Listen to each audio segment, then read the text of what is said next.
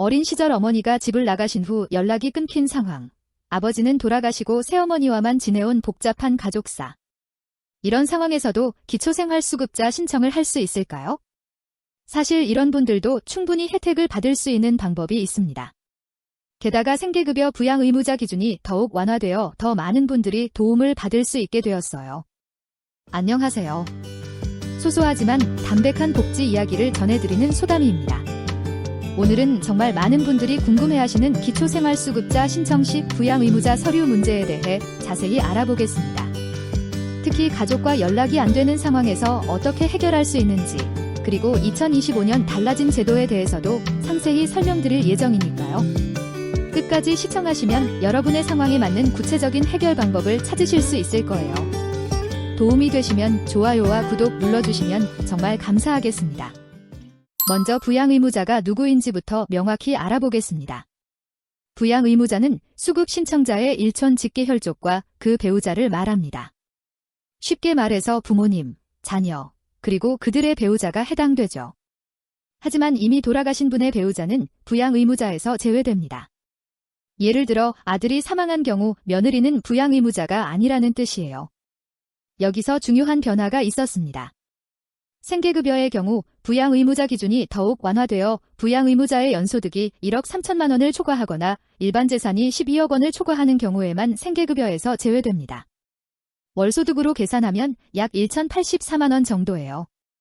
이 기준을 넘지 않으면 부양 의무자가 있어도 생계급여를 받을 수 있다는 의미입니다. 의료급여는 여전히 부양 의무자 기준이 적용되지만 부양을 받을 수 없는 여러 상황들이 인정되고 있어요.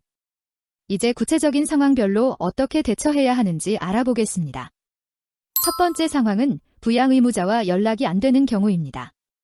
질문자분처럼 어린 시절 어머니가 집을 나가셔서 현재 어디에 계신지, 살아 계신지도 모르는 상황이라면 절대 직접 찾아다니며 서류를 받아올 필요가 없습니다.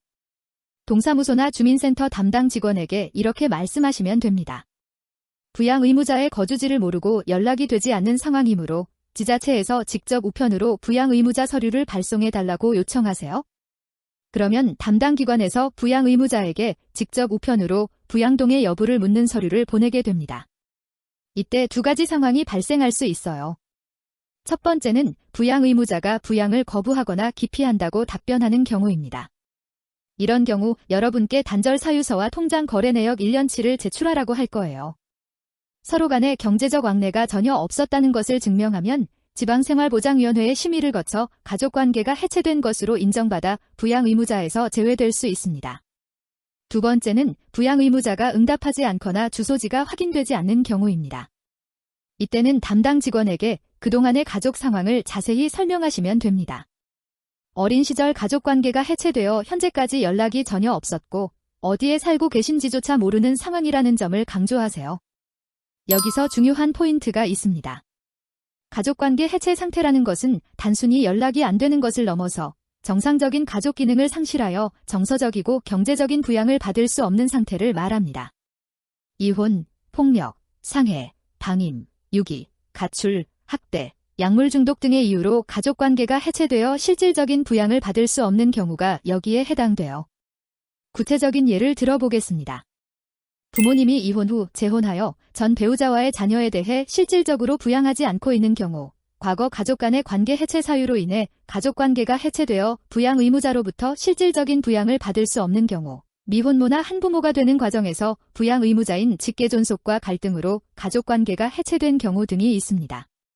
또한 부양 의무자가 부양불능 상태인 경우도 있어요. 군 의무 복무 중인 경우, 해외 이주자인 경우, 교도소나 구치소 등의 수용 중인 경우, 보장시설에서 급여를 받고 있는 경우, 실종 선고 절차가 진행 중인 경우, 가출이나 행방불명으로 경찰서에 신고된 후 1개월이 지난 경우 등이 해당됩니다. 신청할 때는 그동안의 가족력과 현재 상황을 상세히 기록한 소명서를 함께 제출하세요. 혹시 친어머니들의 과거 주소지나 관련 정보가 있다면 함께 제공하시고요. 담당 직원이 사실조사를 통해 실제로 연락이 불가능한 상황임을 확인하게 되면 부양 의무자 조사 없이도 수급자 선정이 가능합니다. 특히 생계급여의 경우 더욱 유연해졌습니다. 앞서 말씀드린 대로 부양 의무자의 연소득이 1억 3천만 원이나 일반 재산이 12억 원을 초과하지 않는 한 생계급여를 받을 수 있거든요. 이는 월소득으로 환산하면 약 1,084만 원 정도인데 이 기준을 넘는 부양 의무자가 있어도 실제로 부양을 받지 못한다면 지방생활보장위원회 심의를 통해 보장받을 수 있습니다. 부양 의무자 조사에서 중요한 것은 실제 부양 여부입니다. 부양 의무자가 기준을 초과하더라도 수급권자의 생활 실태, 방문 횟수, 통장 입금 내역 등을 종합적으로 검토해서 실제로 부양을 받고 있는지를 판단합니다. 만약 부양을 받지 못하고 있다면 보장이 가능해요. 실제 사례를 통해 설명해 보겠습니다. 쌓인 가구에서 아버지가 돌아가시고 어머니와 자녀 둘이 남은 상황을 가정해보죠. 어머니의 친부모는 이미 연락이 끊어진 상태이고 돌아가신 아버지의 부모님은 연소득 8천만 원, 재산 5억 원을 가지고 있다고 하면 새로운 기준인 연소득 1억 3천만 원과 재산 12억 원에 모두 미달함으로 생계급여 대상에서 제외되지 않습니다. 의료급여의 경우는 여전히 부양 의무자 기준이 적용되지만 가족관계 해체 상황이나 부양 거부, 부양불능 상황에서는 지방생활보장위원회 심의를 통해 급여를 받을 수 있어요. 특히 어린 시절부터 가족관계가 해체된 상황에서는 인정받을 가능성이 높습니다. 중요한 것은 포기하지 않는 것입니다. 복잡한 가족사 때문에 기초생활보장 신청을 주저하시는 분들이 많은데 여러분과 같은 상황을 고려한 다양한 예외 조항들이 마련되어 있어요. 신청 시 준비할 서류는 일반적인 기초생활수급자 신청 서류와 함께 가족 상황을 설명하는 소명서입니다. 언제부터 연락이 끊어졌는지, 어떤 이유로 가족관계가 해체되었는지, 현재까지 경제적 지원을 받은 적이 있는지 등을 상세히 기록하세요. 그리고 혹시 과거 통장 거래 내역이나 관련 증빙자료가 있다면 함께 제출하시고요. 부양 의무자와 경제적 왕래가 전혀 없었다는 것을 보여주는 자료들이 도움이 됩니다. 담당 공무원과 상담할 때는 솔직하고 구체적으로 상황을 설명하세요. 그냥 연락이 안 된다 보다는 어린 시절 부모님이 이혼하시고 어머니가 집을 나가신 후 현재까지 25년간 연락이 전혀 없었고 어디에 계신지도 모르는 상황지라고 구체적으로 말씀하시는 게 좋습니다. 만약 처음 신청해서 거절당하더라도 재신청이 가능하고 이의 신청 절차도 있으니까 포기하지 마세요. 특히 가족관계 해체 상황은 지방생활보장위원회에서 개별적으로 심의하게 되어 있어서 여러분의 구체적인 상황이 충분히 검토될 수 있습니다.